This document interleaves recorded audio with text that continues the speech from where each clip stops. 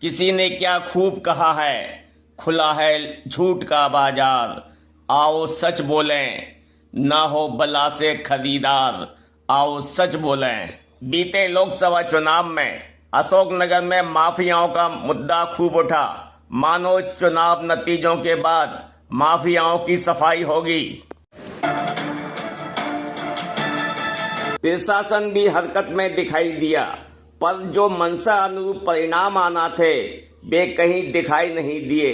शहर में भू माफियाओं के केंद्र अभी भी माफिया केंद्रित बने हुए हैं।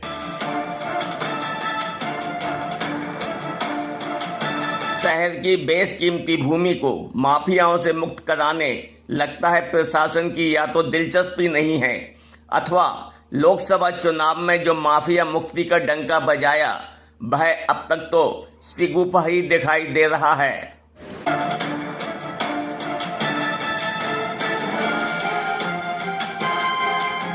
शहर के शंकरपुर मगरदा स्थित टोरिया पर मॉडल स्कूल के अलावा सीएम राइज स्कूल निर्माणाधीन है।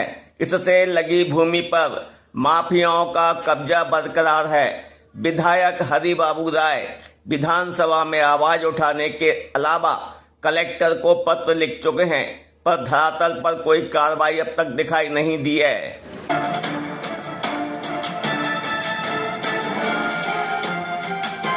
शहर की बेशकीमती मंदसौर मिल भूमि माफियाओं से मुक्त कराने नगर विकास समिति अनेकों बार कलेक्टर को ज्ञापन दे चुकी है, पर यहाँ पे कोई धरातल पर कार्रवाई नजर नहीं आई है। नगर तहसील के सामने मंसूर मिल की जमीन है जो लगभग 5 हेक्टेयर से ज्यादा है। यह जमीन शासन ने जीनिंग फैक्ट्री लगाने के लिए पट्टे पर दी थी।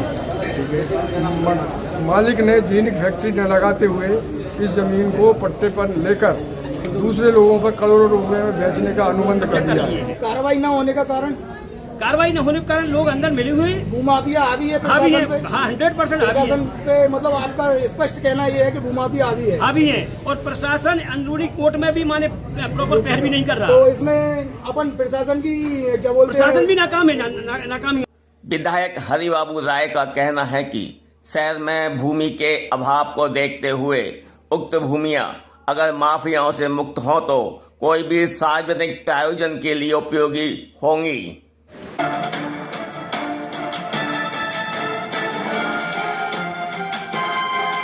विधायक ने टोरिया स्थित भूमि पर भव्य पार्क निर्माण का प्रस्ताव दिया है, पर देखना है ये भूमि माफियाओं से कब मुक्त होती है, अथवा सब कुछ सिगुफा ही साबित होगा।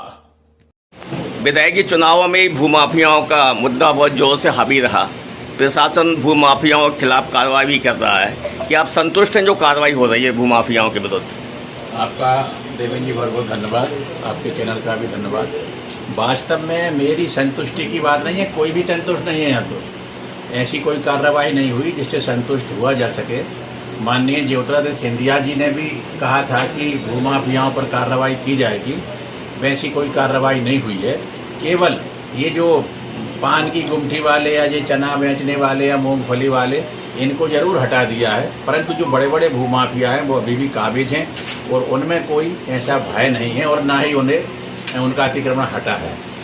आपने प्रशासन को लिखित में भी शिकायत की होगी, बड़े जो भूमाफिया हैं कौन कौन से ऐसे मामले हैं?